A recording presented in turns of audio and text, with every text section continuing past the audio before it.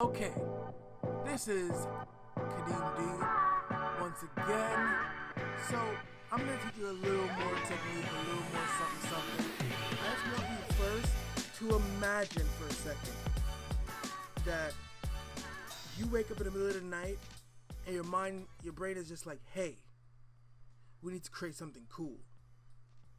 So what do? You open up Photoshop in the middle of the night, you take out a picture of Sean. So the first thing I want to do, once I already have everything open, I'm gonna hit I'm used to using a PC sometimes. I'm gonna hit Command J or Control J depending on where you're working to duplicate the layer. I'm gonna turn the bottom one off and I'm gonna work on the copy. Someone always taught me to work smarter, not harder, and to work non-destructive. So what we're gonna do, you can use a bunch of these tools, all of them work the same way basically, but what I want to do, let's see, I've been using a lot of the quick selection tool inside of the new Photoshop, so I just want to see how this is gonna work in this program. So let's start selecting. You kind of just drag it. You can press W to get the tool, and you just drag it and see where you lead. You know, you can kind of just select things really fast. You know, and I could always go back and clean it up later because, you know, I'm gonna use a mask for this, and all I want to do is make sure I select most of Sean. Right? Most of Sean. Oi! I'm gonna have to go back and clean that up later.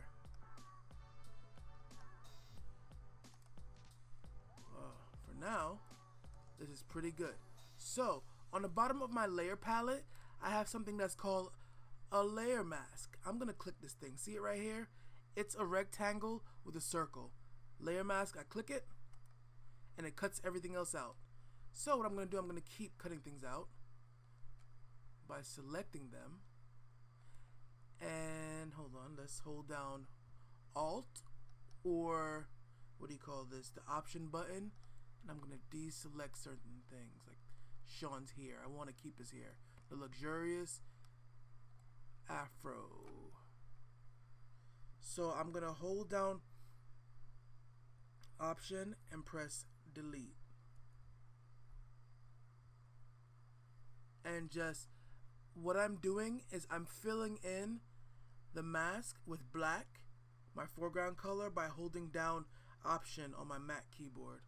So every time I select something, I delete it using my mask colors. So this is the way I usually work whenever I need to do something quickly but non-destructively. You guys probably, if you know a quicker way, let me know in the comments down below. There's always a faster way to do something, but this for me is the way I'm most comfortable with, and in my career is kind of smart to work comfortably. You can always learn a new technique, but when you're in a time crunch and you need to get something done, do something you're used to, because there's, like, as people for some reason always say, there's a million ways to skin a cat. I don't know why you would want to skin a cat though, but to each his own, I guess.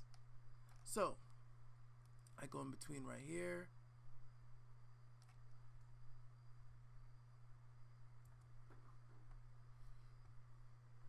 and now it's almost perfect. Let's press B.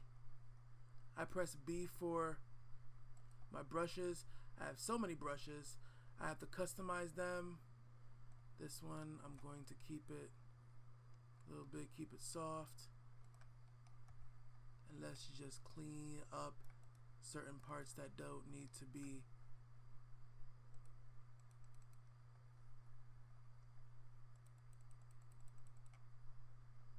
So you can always fix it again, right? So what I want to do now is customize his picture in the way that I like. I'm going to click on the levels layer, and I'm going to go to my properties palette. I'm going to move some dials, right? So when you look at it, you can see the definite change from here to here, right? Let's zoom in a little bit. By holding down Command and pressing the plus on your keyboard, you can zoom in. To make it full screen, you press F. And now you have a full screen. You can move it around by holding down the space bar, clicking and dragging. So now I had a vision of a really cool rock album, right? But I always say, if you don't know exactly what you want to do, look at some cool inspirations and find out what you like.